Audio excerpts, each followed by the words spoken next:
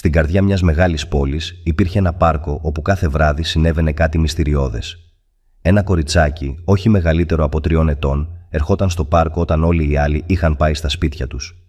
Κουλουριάστηκε σε ένα παγκάκι, σκεπάστηκε με μια φθαρμένη κουβέρτα και αποκοιμήθηκε. Κανείς δεν ήξερε γιατί βρισκόταν εκεί ή από πού ερχόταν. Έγινε ένα ένιγμα για όλους στο δρόμο, αλλά κανείς δεν νοιαζόταν αρκετά για να μάθει το γιατί, μέχρι που ο πράκτορας Κώστας έπεσε πάνω στο κορίτσι και έκανε τη μοίρα της και τη δική του να αλλάξει για πάντα. Ο αστυνόμος Κώστας ήταν ένας φιλικός αστυνομικός και οικογενειάρχης που είχε αρχίσει πρόσφατα να περιπολεί στην περιοχή όπου κοιμόταν κάθε βράδυ το μυστηριώδες κορίτσι. Ο Κώστας ήταν από άλλη πόλη και μόλις είχε μετατεθεί στην αστυνομία, γι' αυτό και δεν είχε ιδέα για τις ιστορίες που κυκλοφορούσαν γύρω από το πάρκο και το κοριτσάκι. Ωστόσο, γρήγορα θα συνειδητοποιούσε ότι κάτι πολύ κακό συνέβαινε εκεί και θα εμπλεκόταν σε ένα μεγάλο μυστήριο που δεν θα ξεδιαλύνετο μέχρι να το λύσει. Την πρώτη εβδομάδα της δουλειάς του, ο Κώστας άκουσε για το μυστηριώδες κοριτσάκι. Φυσικά ήταν περίεργος και αναρωτήθηκε γιατί ένα τέτοιο κοριτσάκι κοιμόταν κάθε βράδυ έξω και κανείς δεν έκανε τίποτα γι' αυτό. Αυτό τον ανησύχησε και ένιωσε την ανάγκη να μάθει περισσότερα γι' αυτό και να ξεκινήσει τη δική του έρευνα για να ανακαλύψει την αλήθεια. Ένα 3χρονο κορίτσι κοιμάται στο πάρκο κάθε βράδυ και κανείς δεν ρωτάει γιατί. Και οι κοινωνικές υπηρεσίες ούτε αυτές ενδιαφέρονται. «Δεν καταλαβαίνω τίποτα», δήλωσε ο αγανακτισμένος αστυνομικός. Βλέποντας ότι κανείς δεν φαινόταν πρόθυμος να κάνει κάτι για να διορθώσει την κατάσταση, ο Κώστας αποφάσισε να περιπολεί στην περιοχή του πάρκου κάθε βράδυ για να ανακαλύψει τι συμβαίνει και να βρει το κορίτσι. Και δεν χρειάστηκε να περιμένει πολύ για να το κάνει. Κατά τη διάρκεια της πρώτης νύχτας περιπολίας, ο Κώστας βρήκε το κορίτσι να κοιμάται σε ένα παγκάκι του πάρκου, τυλιγμένο σε μια λεπτή κουβέρτα. Ανήσυχος, πλησίασε αθόρυβα, ελπίζοντας να μην τρομάξει το κορίτσι. Καθώς πλησίαζε, είδε ότι ήταν κουλουριασμένη και προφανώς κοιμόταν, αλλά έτρεμε από το κρύο. Ο Κώστας ράγισε η καρδιά του βλέποντας το κορίτσι σε τόσο αξιολύπητη κατάσταση. Πλησίασε λίγο πιο κοντά και προσπάθησε προσεκτικά να την ξυπνήσει, αγγίζοντας απαλά τον ώμο της. «Γεια σου, κοριτσάκι. Είσαι καλά», είπε με απαλή φωνή. Ξαφνικά το κορίτσι άνοιξε τα μάτια της και είδε τον αστυνομικό να στέκεται από πάνω της. Χωρίς να πει λέξη, άρπαξε γρήγορα την πλαστική σακούλα δίπλα σε αυτή που κοιμόταν, κύλησε από το παγκάκι και έτρεξε όσο πιο γρήγορα της επέτρεπαν τα ποδαράκια της. Ο Κώστας εξεπλάγει από την αντίδρασή της. Δεν καταλάβαινε γιατί ήταν τόσο φοβισμένη, προσπάθησε να την κυνηγήσει φωνάζοντας «Περίμενε, θέλω απλώς να βοηθήσω». Αλλά στο τέλος εκείνη εξαφανίστηκε στο σκοτάδι, αφήνοντάς τον με αναπάντητα ερωτήματα. Πολύ λυπημένος και αναστατωμένος που δεν είχε καταφέρει να βγάλει το κορίτσι από το πάρκο και νιώθοντας βαθιά ευθύνη να βοηθήσει το κορίτσι, ο Κώστας αποφάσισε να ζητήσει βοήθεια από την κοινωνική υπηρεσία την επόμενη μέρα.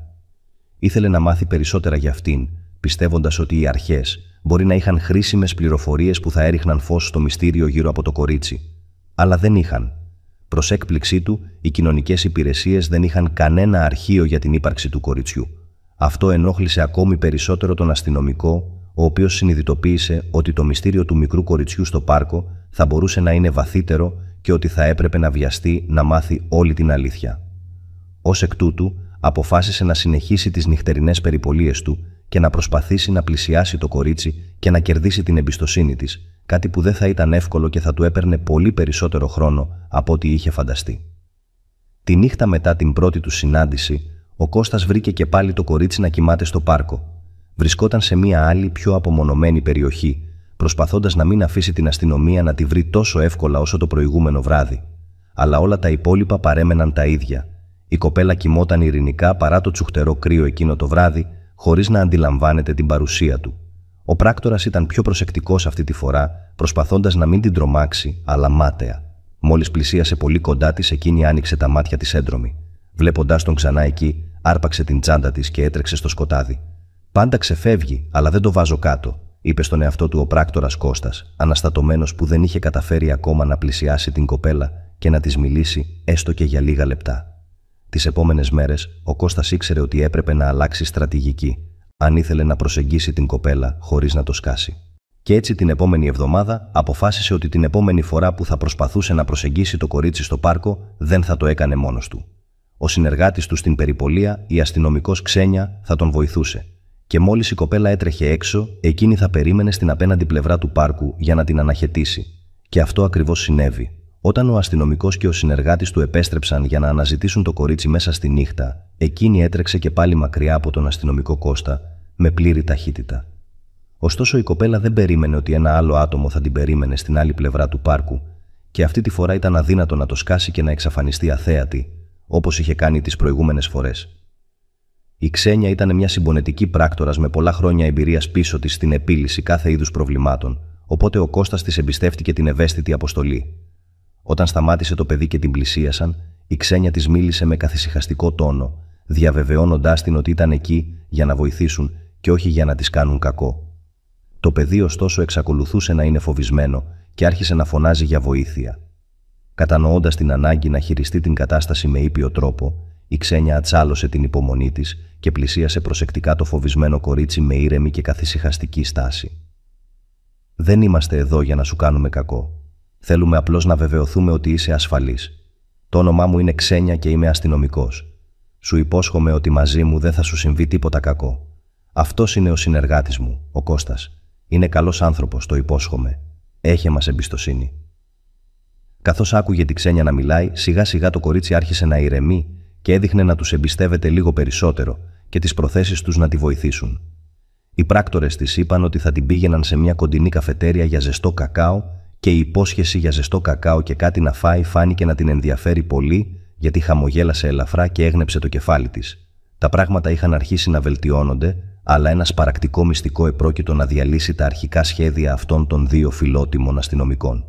Μόλις μπήκαν στην καφετέρια και αφού η κοπέλα ήπιε το κακάο της, οι πράκτορες άρχισαν να της κάνουν ερωτήσεις με ηρεμία. Δεν ήθελαν να την καταβάλουν, αλλά χρειάζονταν κάποιες πληροφορίες που θα τους βοηθούσαν να καταλάβουν γιατί κοιμόταν εκεί μόνη της και γιατί κανείς άλλος δεν την είχε αναζητήσει ή ειδοποιήσει τις αρχές. Τη ρώτησαν το όνομά της και εκείνη απάντησε ήσυχα. «Αμαλία». Ωστόσο η Αμαλία δεν ήταν πολύ πρόθυμη να δώσει πληροφορίες, δηλώνοντας απλώς το όνομά της και ότι στο παγκάκι του πάρκου κοιμόταν κάθε βράδυ. Κανένας από τους δύο πράκτορες δεν ήθελε να την επιβαρύνει, αλλά έπρεπε να της κάνουν την πιο σημαντική ερώτηση από όλες, και αυτή που έπρεπε να απαντήσουν το συντομότερο δυνατό, προκειμένου να προχωρήσουν στην έρευνά τους. «Πού είναι οι γονείς σου, Αμαλία? Γιατί δεν είναι μαζί σου στο πάρκο?» ρώτησε ήρεμα ο Κώστας, προσπαθώντας να μην ασκήσει υπερβολική πίεση στο κοριτσάκι. «Οι γονείς μου είναι νεκροί. Δεν έχω οικογένεια. Δεν έχω σπίτι», εξομολογήθηκε τελικά η Αμαλία, με τη φωνή της να τρέμει από τη θλίψη και τα μάτια της καρφωμένα στο έδαφος. Οι καρδιές των πρακτόρων βυθίστηκαν στη σπαρακτική αποκάλυψή της. Ήταν μια φρικτή ιστορία, κάτι που κανένα παιδί δεν θα έπρεπε ποτέ να βιώσει. Αλλά ενώ τώρα καταλάβαιναν γιατί κοιμόταν στο πάρκο, αυτό δεν εξηγούσε τα πάντα. Εξάλλου, υπήρχαν συστήματα που απέτρεπαν τα παιδιά να βρεθούν σε τέτοιες συνθήκες. Παρόλα αυτά, εξακολουθούσαν και οι δύο να είναι αποφασισμένοι να βοηθήσουν τη μικρή Αμαλία και τη ρώτησαν για άλλη μια φορά αν μπορούσαν να την πάνε στο αστυνομικό τμήμα για να δουν τι θα μπορούσαν να κάνουν για αυτήν. Αλλά για άλλη μια φορά εκείνη αρνήθηκε. Ανταυτού του ζήτησε να πάνε στο μπάνιο. Η αστυνομικός Ξένια, κατανοώντας την ανάγκη για συμπόνια και λίγη ιδιωτικότητα, συμφώνησε να την αφήσει να πάει στην τουαλέτα. Την ακολούθησε μέχρι την πόρτα και την παρακολούθησε να μπαίνει μέσα. Ωστόσο, αφού περίμενε για μια αιωνιότητα, η Ξένια αποφάσισε να μπει στο μπάνιο για να την ελέγξει, να δει πώς ήταν και αν χρειαζόταν βοήθεια. Αυτό όμως που ανακάλυψε θα την άφηνε για άλλη μια φορά άφωνη και θα ανέτρεπε τα σχέδια της ίδιας και της συναδέλφου της.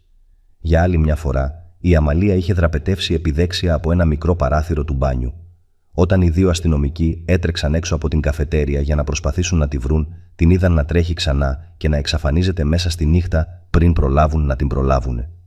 Ήταν ένα απογοητευτικό πισωγύρισμα στις προσπάθειές τους να βοηθήσουν την Αμαλία και να αποκαλύψουν όλη την αλήθεια για την ιστορία της, αλλά τους έκανε μόνο πιο πρόθυμους να ερευνήσουν περαιτέρω για να τη βρουν και να βεβαιωθούν ότι ήταν ασφαλής. Την επόμενη μέρα, επισκέφθηκαν και οι δύο ξανά το πάρκο και άρχισαν να ρωτούν τριγύρω, αναζητώντας πληροφορίες μεταξύ των θαμώνων, περιπατητών σκύλων, γονέων και οποιοδήποτε άλλου που μπορεί να την είχε δει. Ωστόσο, αν και οι περισσότεροι από αυτούς αναγνώρισαν ότι την είχαν δει κάποια στιγμή, κανείς δεν ήξερε από πού ήταν ούτε είχε μπει στον κόπο να το μάθε. Μια πραγματικά ατυχής και απογοητευτική κατάσταση που δεν βοήθησε καθόλου τους δύο αστυνομικούς στην απελπισμένη τους αναζήτηση για απαντήσεις. Ο Κώστας ανησυχούσε πολύ για τη μικρή Αμαλία και βλέποντας ότι κανένα από τα σχέδιά του δεν είχε αποδώσει μέχρι στιγμής, αποφάσισε να αλλάξει εντελώς τη στρατηγική του και να καταστρώσει ένα νέο σχέδιο για να τη βρει. Θα ντυνόταν σαν κανονικός πολίτης και θα περίμενε κρυμμένος μέσα στο αυτοκίνητό του κάθε βράδυ μέχρι η Αμαλία να δώσει ξανά σημεία ζωής. Δεν ήταν καθόλου εύκολο και πέρασαν πολλές μέρες κατά τις οποίες ο πράκτορας δεν είχε κανένα αποτέλεσμα. Το κορίτσι φαινόταν να έχει εξαφανιστεί εντελώς. Αλλά ακριβώς εκεί που ήταν έτοιμος να εγκαταλείψει την ελπίδα, μια μέρα αργά το απόγευμα, είδε την Αμαλία να βγαίνει από ένα κρυφό δρομάκι κοντά στο πάρκο με πλήρη ταχύτητα. Εκεί είχε κοιμηθεί τις προηγούμενες νύχτες για να αποφύγει την αστυνομία. Και τότε ήταν που αποφάσισε να την κυνηγήσει. Δεν μπορούσε να την αφήσει να του ξεφύγει ξανά. Έπρεπε να μάθει τα πάντα για αυτήν και να την οδηγήσει επιτέλους σε ασφαλές μέρος. Έτσι, ο αστυνομικός βγήκε από το αυτοκίνητο και άρχισε να τρέχει πίσω από την Αμαλία, ελπίζοντας ότι αυτή τη φορά δεν θα ξέφευγε από τα νύχια του. Βλέποντάς τον να πλησιάζει από πίσω της, η κοπέλα άρχισε να τρέχει ακόμα πιο γρήγορα. Ο Κώστας συνέχισε το ρυθμό του, γνωρίζοντας ότι έπρεπε να κρατήσει την απόστασή του, και φώναξε πίσω της. «Αμαλία, περίμενε. Δεν πρόκειται να σου κάνω κακό. Θέλω απλώς να σε βοηθήσω». Η κοπέλα συνέχισε να τρέχει, αλλά κοίταξε για λίγο πίσω και όταν είδε το ειλικρινές ενδιαφέρον και την ευγενική έκφραση του αστυνομικού, σταμάτησε να τρέχει και τον κοίταξε με περιέργεια. Την πλησίασε προσεκτικά, προσπαθώντας να μην την τρομάξει ξανά. «Θέλω απλώς να βεβαιωθώ ότι είσαι ασφαλής. Μπορούμε να σε βοηθήσουμε, Αμαλία», επανέλαβε απαλά. Η Αμαλία τελικά σταμάτησε και τον κοίταξε, με τα μάτια της γεμάτα αμφιβολία και φόβο. Αλλά κάτι στη συμπεριφορά και στον τόνο της φωνής του Κώστα την έκανε να καταλάβει ότι έλεγε την αλήθεια. Το πρόσωπό της μαλάκωσε λίγο και τελικά έγνεψε, επιτρέποντας στον αστυνομικό να την πλησιάσει. Ο Κώστας έσκυψε στο επίπεδό της και της μίλησε απαλά, εξηγώντας της ότι ήθελε να την πάει σε ένα ασφαλέστερο μέρος και ότι μπορούσε να τον εμπιστευτεί. Η Αμαλία άκουσε προσεκτικά και για πρώτη φορά από τότε που γνωρίστηκαν, συμφώνησε τελικά να πάει μαζί του. Πήρε απαλά το χέρι της και περπάτησε μαζί της μέχρι το περιπολικό. Εκεί τους περίμενε η αστυνομικός Ξένια, η οποία τους περίμενε στο πίσω κάθισμα.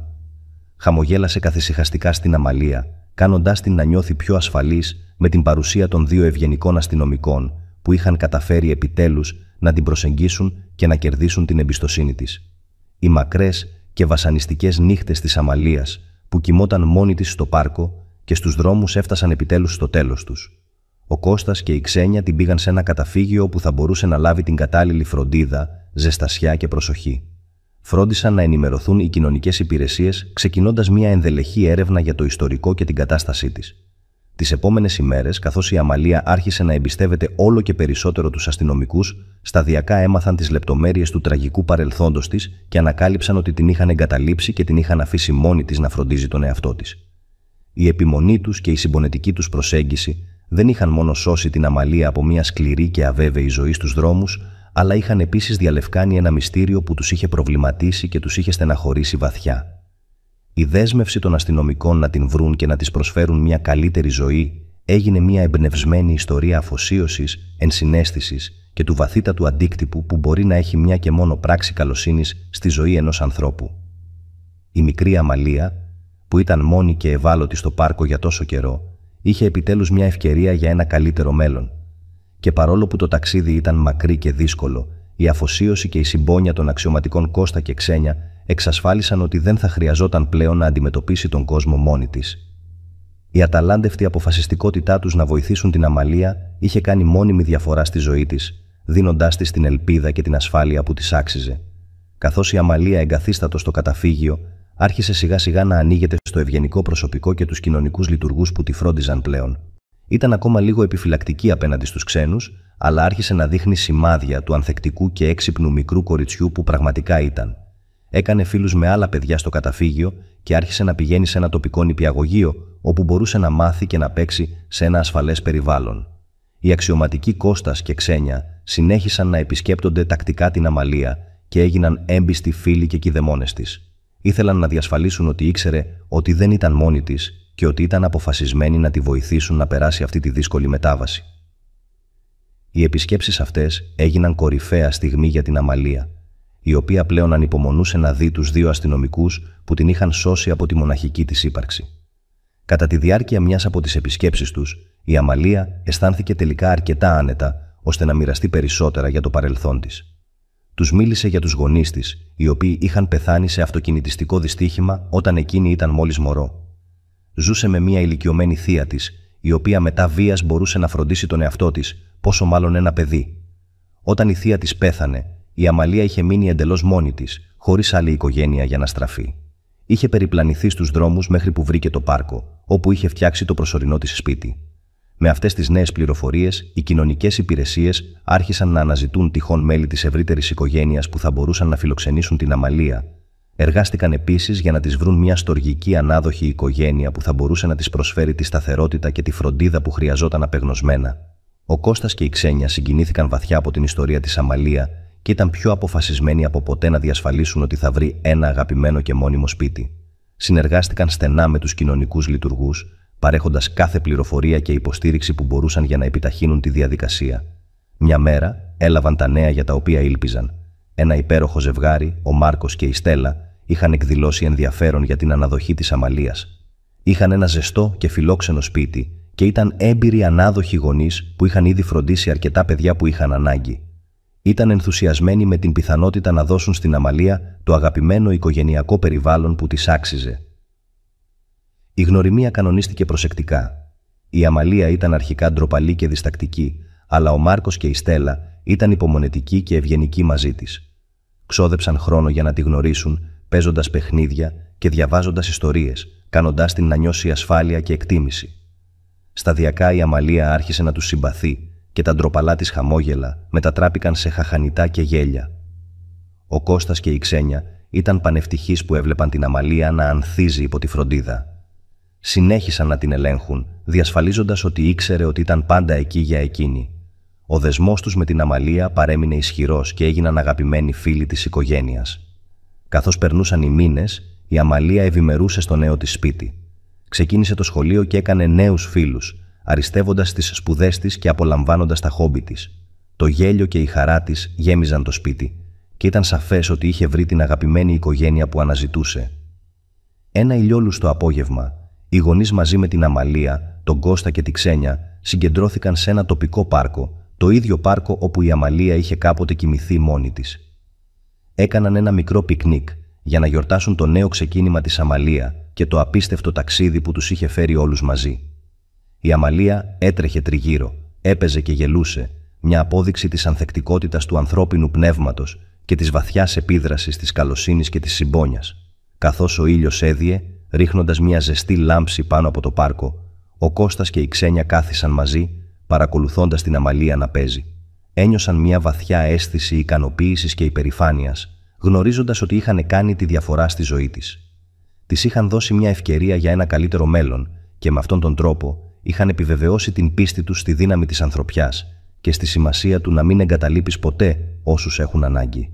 Η ιστορία της Αμαλίας έγινε έμπνευση για πολλούς, μια υπενθύμηση ότι ακόμη και στις πιο σκοτεινές στιγμές υπάρχει πάντα ελπίδα και ότι μια και μόνο πράξη καλοσύνης μπορεί να αλλάξει μια ζωή για πάντα.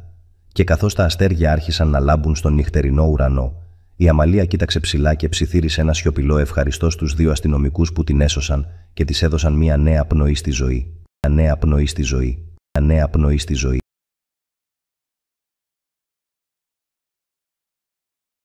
Θα πεθάνει σύντομα, απλά κάντε υπομονή. Ο σύζυγος πούλησε το σπίτι με την άρρωστη γυναίκα του και ένα χρόνο αργότερα τον συνάντησε σε ένα ακριβό εστιατόριο και έμεινε έκπληκτος.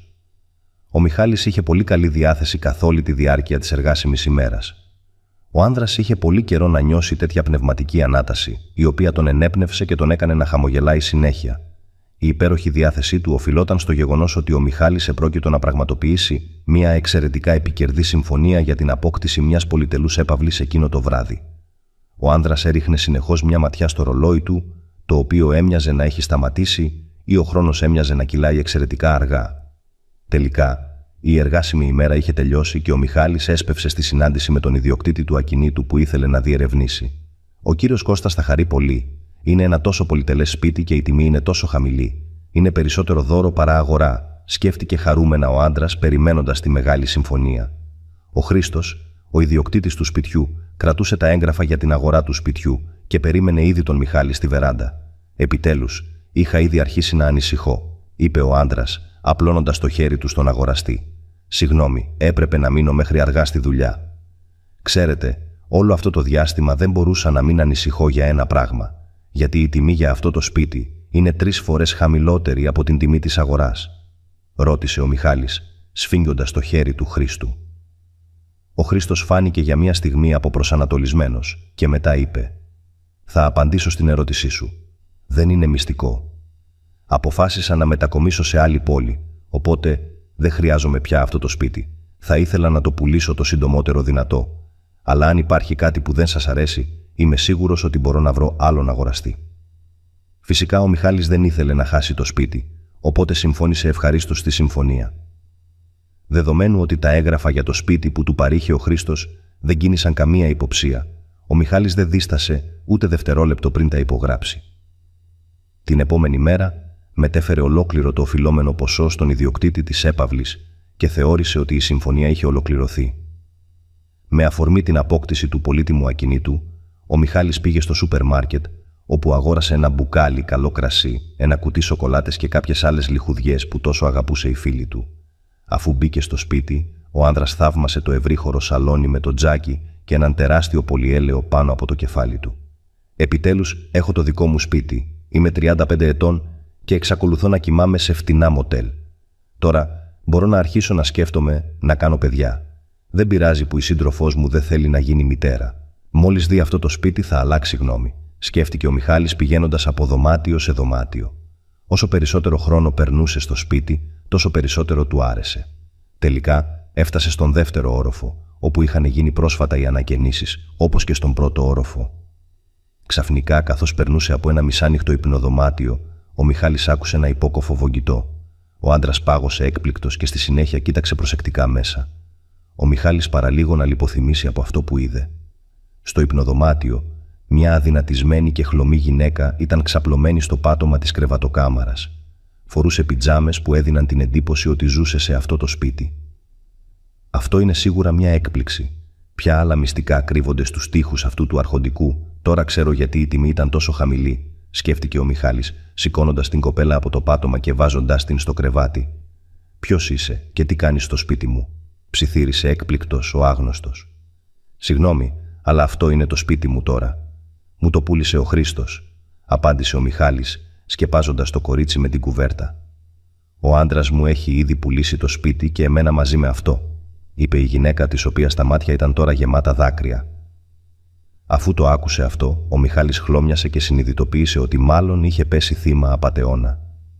Παρόλα αυτά, ο άντρας εξακολουθούσε να μην μπορεί να κατανοήσει πλήρως τι ακριβώς είχε συμβεί. «Αλλά πώς μπήκε η υπογραφή σας στα έγγραφα πώλησης?» ρώτησε έκπληκτος ο Μιχάλης. Σε απάντηση, η γυναίκα το μόνο που έκανε ήταν να αναγκαστεί να χαμογελάσει και να σηκώσει τα χέρια ψηλά. Αν και ο ξεγελασμένος άνδρας είχε ήδη μαντέψει ότι ο πανούργος επιχειρηματίας είχε ήδη απλώς πλαστογραφήσει την υπογραφή της γυναίκας του, προκειμένου να πουλήσει το σπίτι το συντομότερο δυνατό. «Με συγχωρείτε, μπορώ να σας βοηθήσω σε κάτι?» ρώτησε ο Μιχάλης, αποφασίζοντας να αναβάλει τη δυσάρεστη συζήτηση. «Ναι, θα ήμουν ευγνώμων αν μπορούσατε να μου φέρετε ένα ποτήρι νερό, παρακαλώ», ζήτησε η γυναίκα, κοιτάζοντας δειλά τον νέο ιδιοκτήτη του σπιτιού. Η καρδιά του Μιχάλη γέμισε ουίκτο όταν είδε τον ανίποτο πόνο και την απελπισία στα μάτια της γυναίκας. Όταν ο άνδρας της έφερε ένα ποτήρι νερό, η πρώην ιδιοκτήτρια του σπιτιού ήπιε μια γουλιά και στη συνέχεια, μη μπορώντας να συγκρατήσει άλλο τα δάκρυά της, άρχισε να κλαίει. Η γυναίκα έκλαιγε ανοιχτά, κλαίγοντας δυνατά, προσπαθώντας να ξεπεράσει έστω και με κάποιο τρόπο το τεράστιο άγχος που της προκάλεσαν τα τελευταία νέα. Χωρίς να το γνωρίζει η ίδια, η ξένη που έκλαιγε με λυγμούς διηγήθηκε στον Μιχάλη την ιστορία της. Το όνομα της γυναίκας ήταν Μέρη και ήταν η σύζυγος του Χρήστου, του ανθρώπου που πούλησε αυτό το σπίτι στον Μιχάλη με τόσο πονηρό τρόπο. Οι νέοι ήταν παντρεμένοι για 2 χρόνια, μετά από τα οποία η άτυχη γυναίκα διαγνώστηκε με ασθένεια. Στην αρχή, ο Χρήστος έκανε ό,τι ήταν δυνατόν για να βοηθήσει τη σύζυγό του. Την πήγαινε σε ιατρικά κέντρα και της παρήχε όλα τα φάρμακα. Όλοι οι γιατροί της Μαρίας συμφωνούσαν ότι είχε πολύ καλές πιθανότητες ανάρρωσης. Ωστόσο, έπρεπε να υποβληθεί σε μια ακριβή χειρουργική επέμβαση και αυτό ήταν ένα πρόβλημα, επειδή ο σύζυγός της φοβόταν να χάσει τα χρήματα περισσότερο από οτιδήποτε άλλο στον κόσμο. Αντί να βοηθήσει τη σύζυγό του, ο άνδρας συμβιβάστηκε με το γεγονός ότι ήταν σοβαρά άρρωστη και τελικά έχασε την πίστη του στη θεραπεία της.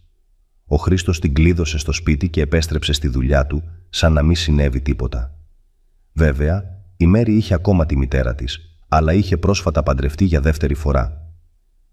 Ο νέος σύζυγος της Λουκίας ήταν 10 χρόνια νεότερός της, οπότε η γυναίκα ένιωσε ξανά αγαπημένη και νέα και αφιέρωσε όλη της την αγάπη και την τρυφερότητα στον αγαπημένο της νέο σύζυγο. Όταν στον πατριό της Μέρης προσφέρθηκε μια καλή δουλειά σε άλλη πόλη, η μητέρα της δεν δίστασε ούτε δευτερόλεπτο και μετακόμισε με τον σύζυγό της. Φημολογούνταν ότι η Λουκία και ο Γιάννης απέκτησαν ένα μωρό, πράγμα που σημαίνει ότι η Μέρη είχε πλέον έναν μικρό αδελφό. Κατανοώντας ότι η μητέρα της ήταν απασχολημένη με τη νέα της ζωή, η άτυχη γυναίκα συνειδητοποίησε ότι δεν είχε κανέναν να τη βοηθήσει, οπότε κλείστηκε από τον κόσμο στην κρεβατοκάμαρα του δεύτερου ορόφου και ετοιμάστηκε να πεθάνει. Επιπλέον, ο Χρήστος είχε θάψει τη γυναίκα του στο μυαλό του εδώ και πολύ καιρό και βρήκε γρήγορα μια φίλη και μαζί κατέληξαν στο σχέδιο να πουλήσουν το σπίτι. Το μόνο που έμενε στην άτυχη Μέρη ήταν να κλαίει από τον πόνο, σωματικό και ψυχικό, νιώθοντας ανεπιθύμητη και εγκαταλελειμμένη τόσο από τον σύζυγό της όσο και από τη μητέρα της. Το πρώτο πράγμα που έκανε ο Μιχάλης μόλις άκουσε τη συγκλονιστική ιστορία της άρρωστης γυναίκας ήταν να τηλεφωνήσει στον πανούργο επιχειρηματία Χρήστο, ζητώντας εξηγήσεις. Κατηγόρησε τον πρώην ιδιοκτήτη του σπιτιού για απάτη, αλλά ο Χρήστος αποδείχθηκε σκληρό καρύδι. Είχε ήδη έτοιμη μια απάντηση. «Υπάρχει κάτι που δεν σου αρέσει. Η τιμή του σπιτιού είναι τουλάχιστον 3 φορές κάτω από την τιμή της αγοράς. Όσο για τη γυναίκα στην κρεβατοκάμαρα, θα πεθάνει σύντομα, οπότε δεν θα έχετε κανένα πρόβλημα μαζί της», είπε αδιάφορα ο Χρήστος και έκλεισε το τηλέφωνο. Για μια στιγμή ο Μιχάλης φάνηκε ότι απλώς έβλεπε κάποιο κακό όνειρο και ότι μόλις άνοιγε τα μάτια του, ο εφιάλτης θα τελείωνε. Αλλά όσο κι αν έτριβε τα μάτια του, η χλωμή γυναίκα που ήταν ξαπλωμένη στο κρεβάτι δεν έφευγε από το σπίτι. Ο Μιχάλης συνειδητοποίησε ότι ήταν πλέον υπεύθυνος για την πρώην ιδιοκτήτρια του σπιτιού και αποφάσισε να τη βοηθήσει. Επιπλέον, δεν το έκανε μόνο επειδή ένιωθε ότι ήταν καθήκον του, αλλά και επειδή η Μέρη τον έκανε να νιώθει βαθύ σεβασμό για αυτήν. Ο Μιχάλης ένιωσε έλξη για τη γυναίκα επειδή, ακόμη και δεδομένη στη σανία της ασθένειάς της, συνέχισε να κρατιέται με τις τελευταίες της δυνάμεις και πάλευε μέχρι τέλους.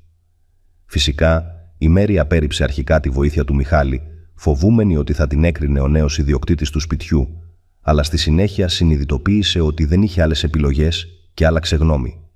Ειδικά από τη στιγμή που ο σύζυγός της, ο Χρήστος, την είχε εγκαταλείψει εντελώς και πήρε τη νέα του φίλη για διακοπές στη θάλασσα. Επομένως, όταν ο Μιχάλης πήγε τη γυναίκα στο νοσοκομείο, συνειδητοποίησε ότι αυτός ο άντρας ήταν ο μόνος που ήταν πραγματικά πρόθυμος να τη βοηθήσει. «Σας ευχαριστώ. Δεν έχω καν τα λόγια να εκφράσω πόσο ευγνώμων είμαι», είπε η Μέρη με δάκρυα στα μάτια όταν ο γιατρός στο νοσοκομείο όρισε την ημερομηνία για την επέμβαση. «Θα με ευχαριστείς όταν γίνεις καλύτερα και στο μεταξύ συγκεντρώσου στο να ανακτήσεις τις δυνάμεις σου και να μην φοβάσαι», είπε ο Μιχάλης και άγγιξε ελαφρά το χέρι της γυναίκας. Η Μέρη δεν ήξερε ότι για να πληρώσει την εγχείρησή της, ο άντρας πούλησε το αυτοκίνητό του και έβαλε υποθήκη το νεοαποκτηθέν σπίτι του. Αυτή ήταν μάλλον η στιγμή που ο Μιχάλης συνειδητοποίησε πόσο τον έλκυε αυτή η γυναίκα. Έχοντας γνωρίσει τη Μέρη, η άποψη του άνδρα για τη ζωή άλλαξε, δίνοντάς του ελπίδα και πίστη για το μέλλον. Όταν η γυναίκα χειρουργήθηκε, ο πρώτος άνθρωπος που είδε μετά στο δωμάτιό της ήταν ο Μιχάλης. Ευτυχώς ο γιατρός είπε ότι όλα πήγαν καλά και η Μέρη περίμενε τώρα την αποκατάσταση, η οποία υποτίθεται ότι θα τη βοηθούσε να επιστρέψει σε μια φυσιολογική ζωή. Ντυμένος με κοστούμι, ο Μιχάλης κρατούσε ένα τεράστιο μπουκέτο λευκά τριαντάφυλλα και χαμογελούσε ευτυχισμένος. «Δεν ήρθα μόνος μου, έφερα καλεσμένους», είπε ο Μιχάλης και έκλεισε το μάτι στη γυναίκα. Η Μέρη παραλίγο να λιποθυμήσει όταν η μητέρα της μπήκε δειλά στο δωμάτιο. «Πώς είσαι, αγαπητή μου? Συγχώρεσέ με που σε εγκατέλειψα όταν με χρειαζόσουν περισσότερο», είπε η Λουκία με δάκρυα στα μάτια και πλησίασε την κόρη της. Αυτή η συγκινητική σκηνή δεν άφησε κανέναν αδιάφορο. Ακόμη και ο Μιχάλης δεν μπόρεσε να συγκρατήσει τα δάκρυά του. Έτσι, επιλέγοντας να αφήσει τη γυναίκα μόνη της, βγήκε στο διάδρομο. Εκεί έπεσε πάνω στον πατριό της Μέρης, ο οποίος κρατούσε στην αγκαλιά του τον ετεροθαλή αδελφό της. Ο Μιχάλης καταλάβαινε ότι οι γονείς της γυναίκας είχαν τη δική τους ζωή και φυσικά θα ήταν άδικο να τους κατηγορήσει ότι περνούσαν πολύ λίγο χρόνο με την κόρη τους.